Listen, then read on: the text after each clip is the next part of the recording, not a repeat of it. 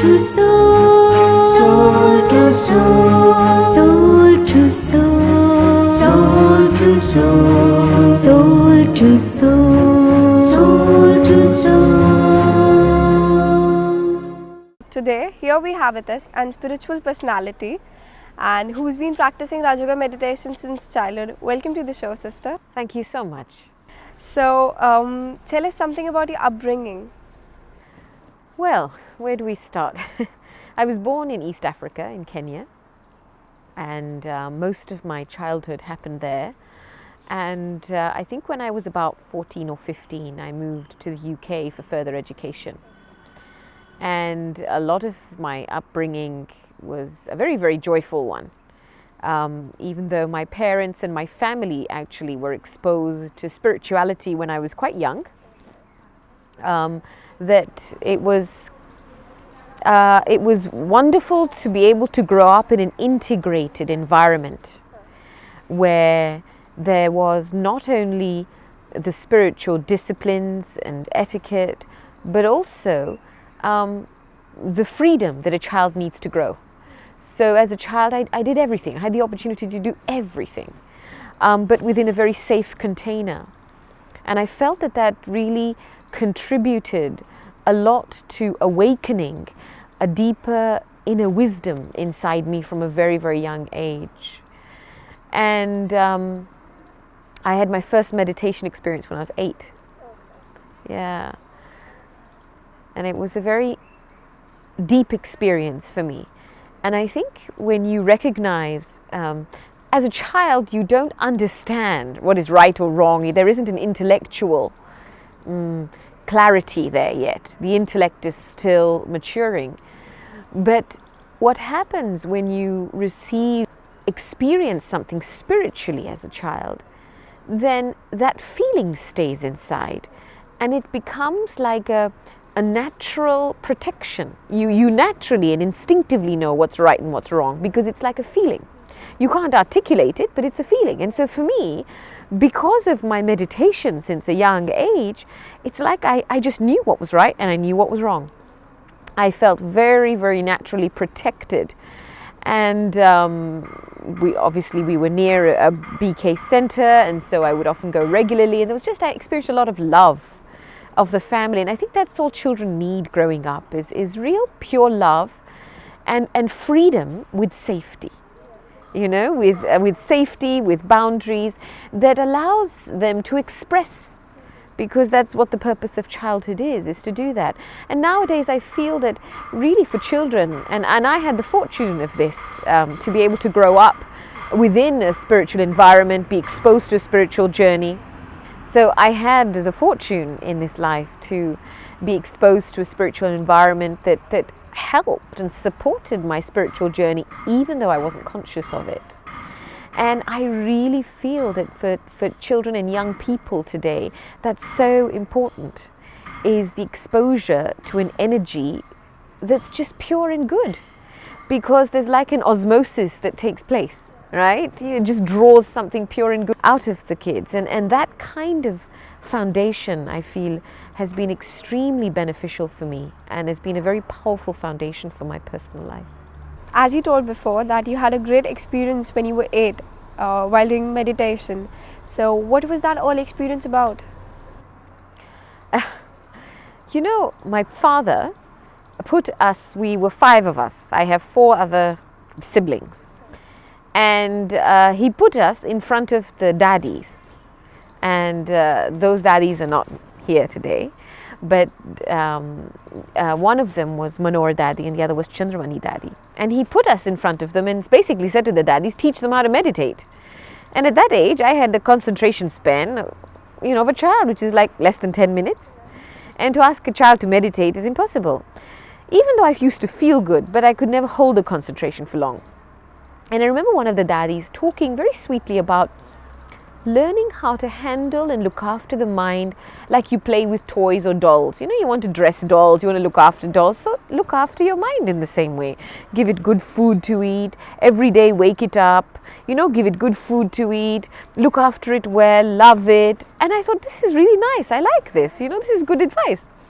And then the other daddy gave us an exercise to do. And she said, okay, now I want you to go away and go to the meditation room, and I want you to have a conversation with yourself, with your own mind. And I'm going to give you 4 questions. And you have to have a conversation with yourself, ask yourself the question, answer it, ask the next question, answer it.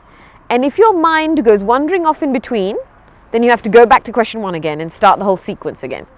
And you have to complete the sequence 3 times. Okay? And so the 4 questions were, who am I? Who do I belong to? Where do I come from? And why am I here? Now these are super existential questions for an 8-year-old, but I already had some awareness. And so I went walking off to the meditation room and sat down. And as I began that conversation inside, it was just amazing. I felt pulled into a realm of very, very deep inner peace and bliss as a result of that experience. And I started the sequence first, I got distracted, then I had to start again. And then I started again, I got distracted by some noise and I had to start again. Then on the 3rd go, I thought, no, I've got to do this. And so when I started the conversation, by the time I got to the 3rd question, I just got pulled into a very, very deep experience of peace and bliss. And it was very powerful, and I must have been there for 45 minutes, but it felt like 5 minutes. And I remember that was my first experience, and ever since that time it's just laid a very powerful tone inside me. So what was those answers which you gave to yourself while asking those questions? Good. Well, when I started with the question, who am I became aware that I'm something that's more than just this body. Like there's an energy inside me. And I became aware of that energy. Call it soul, a subtle energy. And it's a very pure energy. Yeah? Matter is an energy, but the soul is also an energy. And a very pure energy. And so I just became very naturally aware that I'm this soul. This very pure energy inside that makes this physical body move. And then just became aware of that when we have the home of the body down here in this world, that the home of this energy is silence. And so as I began talking to myself, it was just very natural for me to go into this experience of silence. And the second answer? For who do I belong to?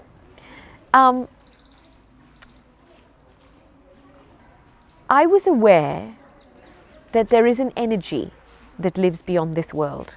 This was very clear to me somehow since I was a child, that God doesn't live in this world, right? And it's an energy that's like an ocean of light, an ocean of peace, an ocean of bliss, an ocean of knowledge. But more than just an energy is my real dad. And I loved it, as a child, you know what you're like, you have imaginations, you play. So I just loved imagining that I have this energy, this pure energy that's like an ocean, that's my dad. And he's always looking over me wherever I am, whoever I'm with, he's watching me. God is watching me. And so that, as I began that conversation, that beautiful feeling came that, I became aware of this energy that was watching me. And then where do I come from? This whole awareness that the place where my parent resides beyond this world is also my home, and it's a place of deep silence. And that when So you knew that? I did. I was aware of that because I had, to a certain extent, been spiritually educated with that. Your family was a religious family? That's right. And so it made sense to me, because you can't have a conversation with yourself if something doesn't make sense to you. And so it made sense to me that, yes, my home was of silence, because that's the energy that is God. And I just began to feel that and it's so easy for a child to slip into a different experience. So I began to experience deep silence. And in that silence, I just got lost in very, very deep bliss. And the last question? And the last question, I never got around to answering the last question because I had my experience before the last question. But these 4 questions have been like a guiding compass for me. They refocus me spiritually all the time. Before I start anything, I reconnect first. I go inside, I go up, and I come down. So that whatever I'm doing in my life is purposeful. You know, many times in our life, people say to me, oh, I'm so busy. Oh, I'm so busy. And, you know, Daddy Janky says, and I quote this often, is that when you say you're busy, you're actually lazy. Because you can't be bothered to figure out why you're doing what you're doing. So by looking at everyone else around you, you copy because you think, well, if they're doing that, then I must be doing that. If they're doing that, then maybe I should get involved too. But actually, it's none of your business. You know, and yet we want to get involved in X, Y, and Z because we want to appear like we're doing something. And yet we open a book, but we don't close it. And then we open another book and we don't close it. And we get to the end of the day and we say, oh, I've been so busy today. But actually accomplished nothing. Yeah? But somebody who's purposeful, who knows why they're here, what is their purpose in life, they're active. They will know where to get involved, where not to get involved. They will know how to use their personal energies wisely. And so the last question has been very, very beneficial for me to help me focus. Otherwise, it would have been so easy for me to get distracted in 10 million things. Yeah? So at a very young age, did you knew the difference of a religion and a spirituality? No. I knew the language of pure feelings. And let me not say that, you know, religion, and I come from a Hindu family. And so there's a lot of bhavana in bhakti. And so my grandmother and my grandparents were pure bhagats. You know, so on one side of the house we have a wonderful temple, and on the other side of the house we have a meditation room. That's how I grew up. I had both. Right? And my grandmother would wake up 3:30 in the morning, she'd wake up 4 in the morning, she would read the Gita, you know, open the temple, do all the Pat Puja, everything, pure Bhagat, you know, for many years. And somehow I remember as a child, it was really important for me to somehow support my grandmother. I don't know why, I just felt like it was my duty. So I would be the only child that would go with her to the satsangs, to the temple. Then I would help her bathe the deities, open the Gita. I would sit next to her, ring the bell, you know. It was like I just felt it was my duty. And then I would go over to the other side of the house and sit in meditation with my mom and dad. It was like natural for me because I think at that age it was more tuning into pure feelings that was important. So I felt that bhakti opened up a feeling. And what my meditation did was awaken my intellect, awaken myself to myself, make me realize that my feelings don't come from outside, right? They don't just come from an idol, they don't come from a temple, they're actually in me. I have this ability to feel what I want, when I want it, how I want. So were you a God-fear kind of a person? No, not at all. I have no fear of God. No, I grew up knowing that there was God. And, you know, when you are a child, you think He's just part of your family. You know, your relationship with Bhagwan hai na? Is like part and parcel of the family. And it's only much later that you, as the relationship changes, because I think as the child grows up and matures, as a child I grew up, I matured, naturally, the relationship from having or knowing God as your father will change to becoming perhaps wanting God as your companion or your friend. You know, it's like a relationship with anyone changes. And so I had to start thinking about God differently as I started growing up. Life became a little bit more challenging. I had to find ways of knowing how to access God, you know, and keep God with me in a day. You know, it wasn't just a question of, well, I go through my day and be alone or, you know, face challenges on my own, but very much, how can I bring God into my day-to-day life was important for me. Tell us something about your academic life.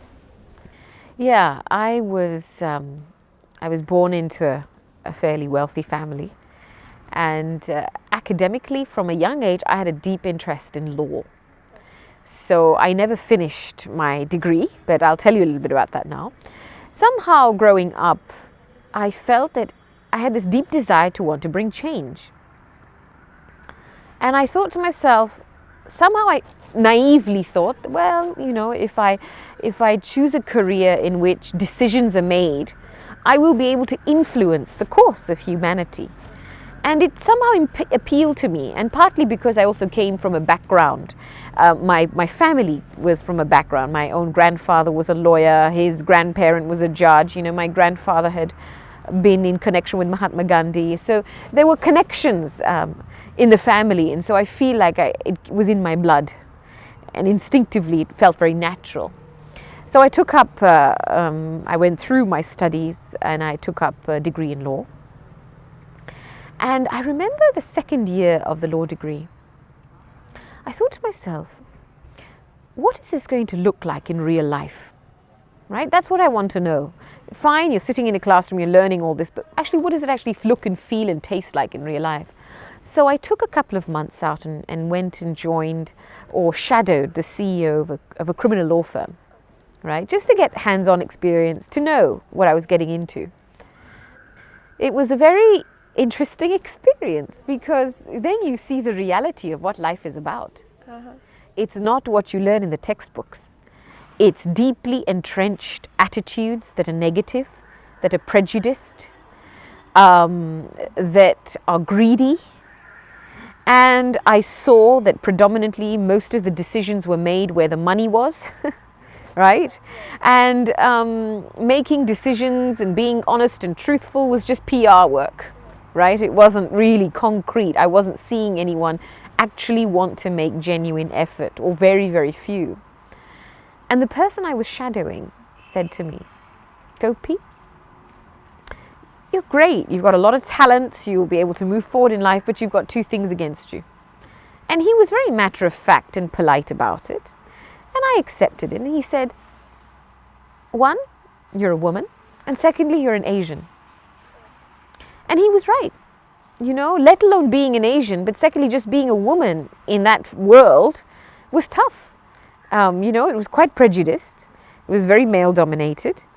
And so what did you have to be to survive? Were you going to have to lose your identity to become like a man to survive in the world? And secondly, I was an Asian, right? Because I had studied law in England. So when I heard him say that, he was just telling me the truth, and I was very grateful, And I realized that. And then I had a moment of deep humility inside, because I had to deeply face the choices I was making in my life. And I remember just quietly sitting down somewhere and taking myself 5 years ahead. And I thought to myself, okay, Gopi, where are you going to be 5 years down the line? And I saw somebody that had graduated well. I saw somebody that had a great job, was on a great career track, lots of money, great position. But I began to see somebody that was unhappy, that would have had to compromise their morals and values to a certain extent to fit in the mold. And I knew that would inevitably, it would come to that point. And I remember feeling at that point, do I have the spiritual strength to face this? To stay true to myself no matter what happens? And it was really a defining moment for me, because I had to, with deep humility, accept that I didn't. That I would be dragged into this game. I would be dragged into this corruption, and I would be forced to compromise my values. And I wasn't prepared to do that. I just knew in this moment I needed to find strength. I needed to find inner, deep spiritual strength. And that's when I began making some very, very serious life decisions.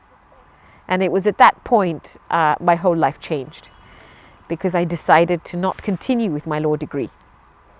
And actually, and during that period of time, I decided to take a sabbatical, right? You take some time out, and to really be able to reconnect at a very deep level. And to be open to the universe, to be open to God, to guide how I could be of benefit to humanity, because that was really a passion of mine since childhood. So that's what happened. So did you ever get influenced by your friends? Not really, in the sense that they would do what they did, but they had a lot of respect for what I did, you know. And I used to just, I think it was my honesty and transparency that enabled them to just know where I stood. So when they smoked and they offered me a cigarette, I'd say, no, thank you, I don't smoke. No problem. So they never forced you for that? No, they didn't force me for that. I mean, you'd get the odd joke, oh, come on, don't be, you know, stuffy. But the thing is that it's not about them forcing me, it's about what I am what my convictions are. And it was very clear for me, I wasn't going to go down this road. You never wanted to smoke, you never wanted to drink? Absolutely not. I couldn't stand the smell of cigarette smoke, you know, and drink was out of the question. I mean, it was something that, for me, what was important in my life was self-control, you know, real self-control. And I knew that these were things that would derail my connection with myself in many ways. And so it was just very clear for me, I just didn't want it.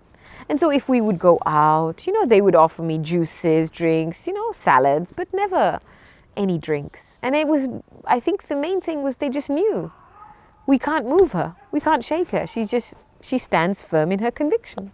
So you didn't even try non-vegetarian food ever? No, I couldn't, because I knew where it came from. And knowing that, no way, I could never. It wasn't even a temptation. Absolutely not. Especially when I knew where it came from, you know? Yeah. It was a nice journey talking to you. We had a great conversation, and we would carry this in the next episode. Thank you, sister, for joining us. Thank you, viewers, for watching our show.